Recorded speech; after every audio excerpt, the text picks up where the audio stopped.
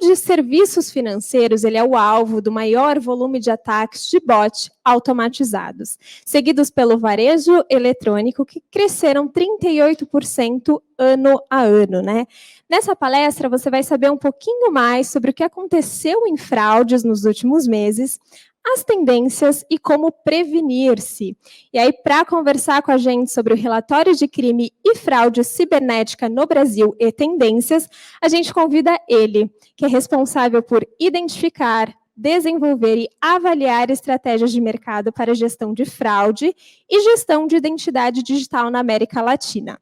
Ele possui mais de 20 anos de experiência na área de segurança da informação, tendo trabalhado em empresas como Caixa Econômica Federal e Gás Tecnologia. Eu chamo ele, Rafael Costa Abreu, ele é diretor de Planejamento e Estratégia de Mercado da LexisNexis Risk Solutions. Bom dia, Rafael!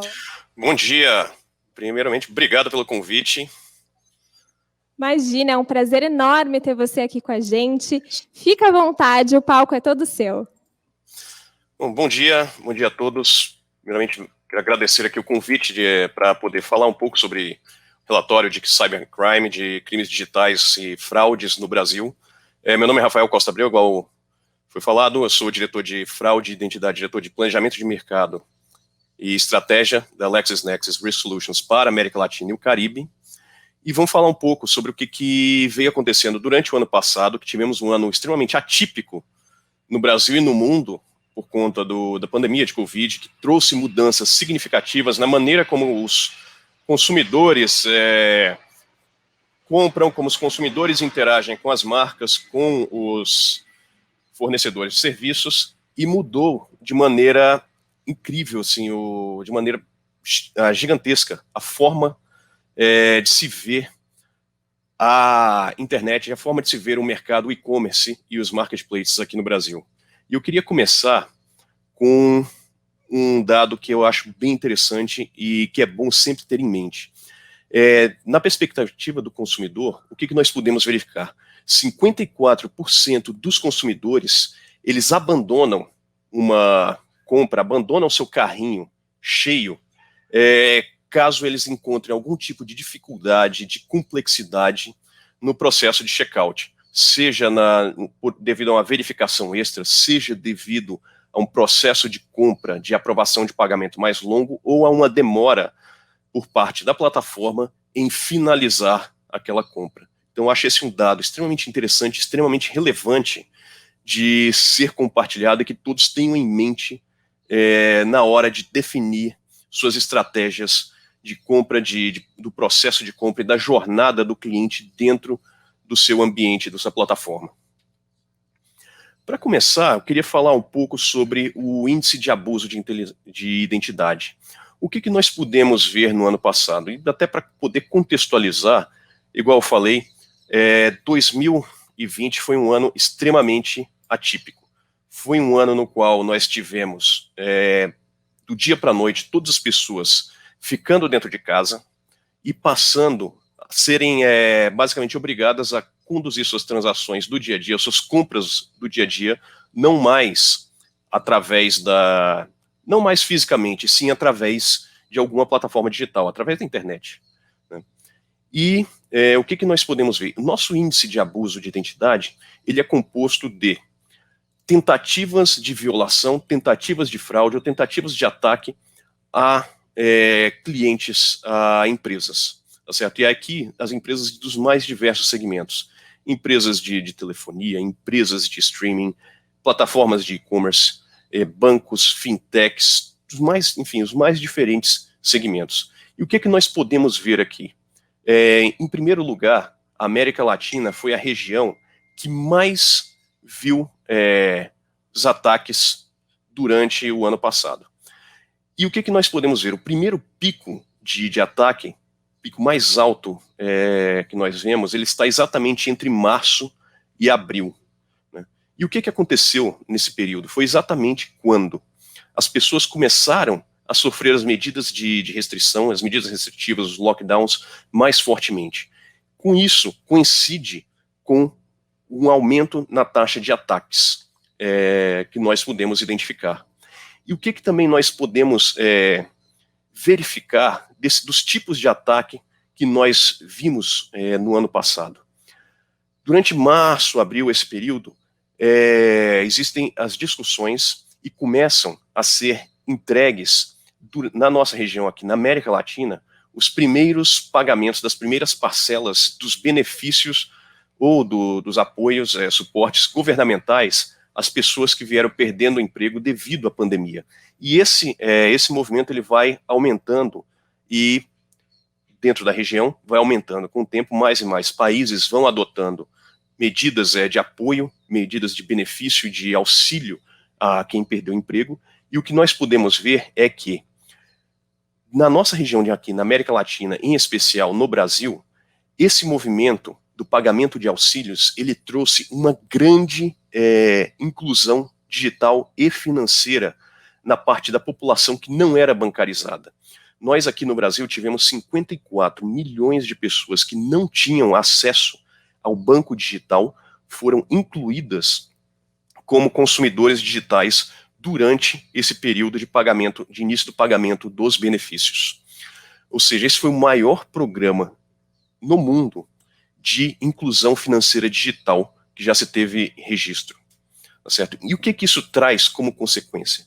Isso traz uma quantidade de pessoas com pouco conhecimento digital e que acabam por serem mais suscetíveis a ataques de fraude, principalmente os ataques de engenharia social. Quais são as tendências de ataque aqui, então? Nós temos três grandes, digamos assim, casos de utilização dentro do mundo digital, que são a criação de novas contas, os logins e os pagamentos online.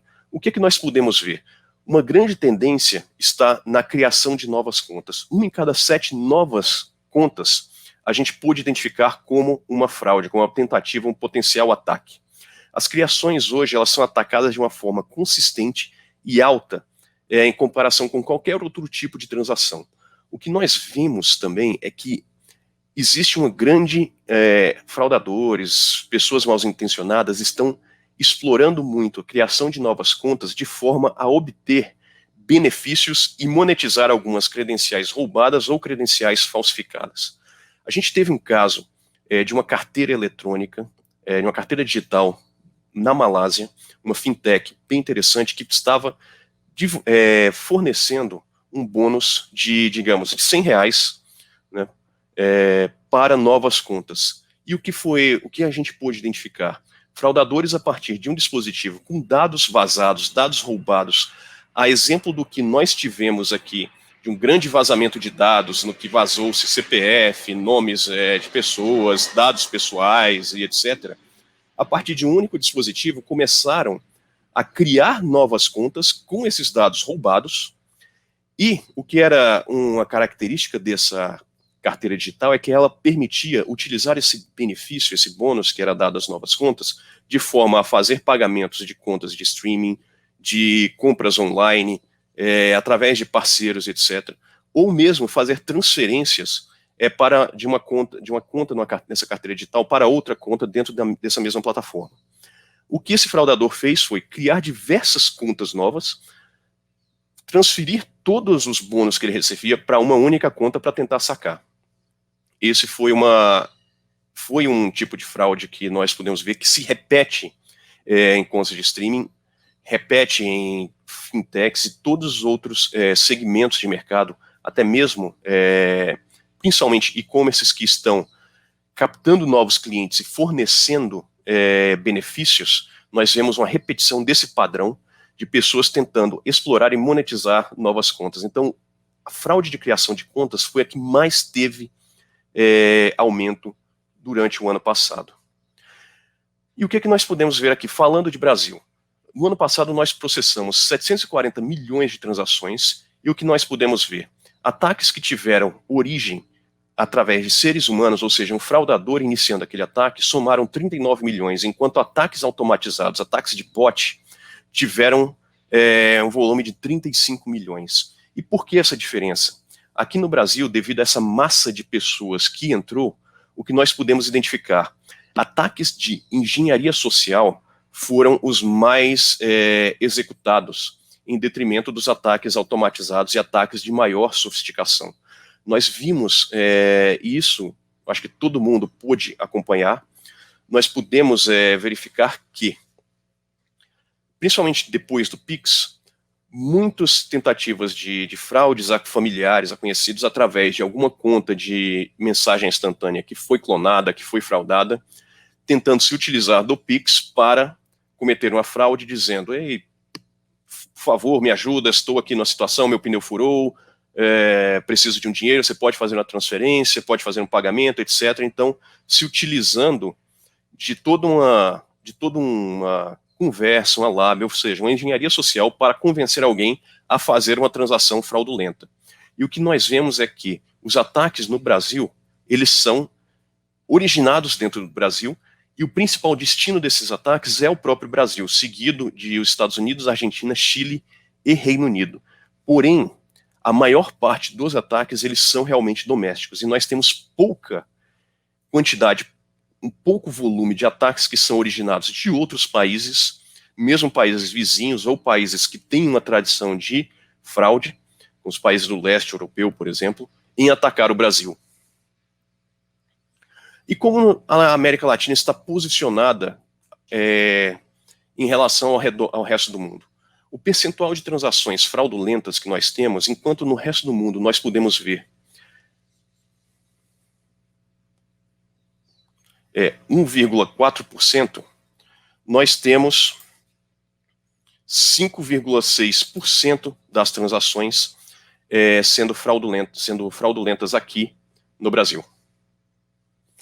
O percentual de ataques por celular, enquanto no resto do mundo nós temos 2,4% de ataques direcionados ao browser do celular, aqui na América Latina nós temos um percentual de 8,3%.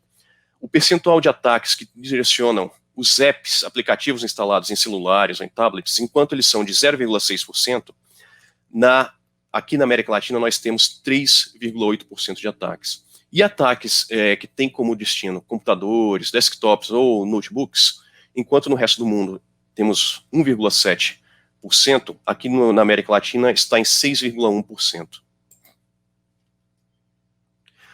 E o que nós podemos identificar como as principais conclusões, que são as conclusões desse nosso estudo? Em primeiro, o que nós podemos ver? A gente identificou um crescimento de 37% das transações online em comparação com 2019. A gente pôde ver um crescimento nas transações provenientes de novos dispositivos. O que isso quer dizer? Dispositivos, sejam eles celulares, tablets ou computadores, que nunca tinham efetuado transações no universo digital. E o que isso indica? Indica que pessoas que não tinham o costume de fazer transações digitais começaram a migrar para o ambiente online. Nós temos evidências fortes de que os pacotes de estímulo de governos relacionados à Covid foram fatores de ataque. Fraudadores tentaram fraudar esses pacotes de estímulo ao redor do mundo, não só aqui no Brasil, como esse foi um fato que nós pudemos ver em todas as regiões do mundo. Nós tivemos, de uma maneira geral, um declínio nos ataques iniciados por humanos e um aumento nos ataques automatizados, apesar de este fato não ter sido verificado no Brasil. O Brasil acabou sendo uma exceção ao padrão global. De uma maneira geral, ataques automatizados eles cresceram, principalmente visando serviços financeiros, instituições financeiras, fintechs de uma maneira geral. E os serviços, que a gente chama de meios de comunicação, ou principalmente os serviços de streaming, foram a indústria que teve o maior crescimento na taxa geral de ataques em relação a 2019. E como a gente pode ver aqui, entender um pouco qual é o real custo de fraude para uma empresa? Vamos colocar aqui um exemplo, e esse exemplo nós temos ele baseado em números reais. Digamos que uma empresa de e-commerce teve uma perda com fraudes relacionadas à fraude diretamente em torno de 2 milhões de reais. Tá certo? Então, pedidos fraudulentos, compras que foram efetivamente dadas como fraude, se perdeu 2 milhões de reais. Os custos relacionados a despesas operacionais com essas perdas são estimados em torno de 50% das perdas de fraude, ou seja, 1 milhão de reais. Por quê? A partir do momento que você envia aquele pedido, você envia uma nota fiscal, você emite uma nota fiscal, então depois que foi confirmada uma fraude, é necessário cancelar aquele pedido, cancelar a nota fiscal, rastrear o que aconteceu, verificar os processos internos para evitar que novas fraudes aconteçam, tudo mais. Então, existem despesas operacionais associadas àquele pedido fraudulento. Ok? E o que nós podemos ver é que, somando tudo isso, o custo associado às fraudes e a todas essas perdas, elas podem somar chegar a 13 milhões de reais. Então, quando você está colocando medidas mais restritivas, medidas mais fortes, é importante ter em mente que todo o seu processo não pode impactar o usuário. É necessário que aquele processo de verificação ele seja simples e, ao mesmo tempo, eficiente. Com isso, eu quero deixar aqui essa mensagem sobre esse volume de perdas financeiras, sobre esse volume de fraudes, e voltar ao nosso primeiro slide de que 54% das pessoas, dos consumidores, eles acabam por abandonar o carrinho, abandonar o processo de compra devido a um processo de checkout fraudulento, ok? Muito obrigado, obrigado a todos, obrigado à equipe da Marketplace, e espero que tenham um dia produtivo e espero que a palestra tenha sido produtiva, que tenham aproveitado, ok? Muito obrigado e até a próxima. Rafael, muito obrigada. Foi sim muito produtivo. Eu estava aqui conversando com o Gustavo, a gente falou o quanto a gente aprendeu sobre fraude e todas essas questões. Queria muito agradecer a sua participação aqui com a gente, pedir para você ficar ainda um pouquinho aí no chat para tirar dúvida do pessoal. E, gente, lembrando que o time da LexisNexis Risk Solutions, ele está ali no salão de negócios também para bater um papo com vocês, se vocês quiserem conversar, né? É só ir aqui ao lado no salão de negócios. Obrigada, Rafael. Bom dia. Muito obrigado e um bom dia a todos.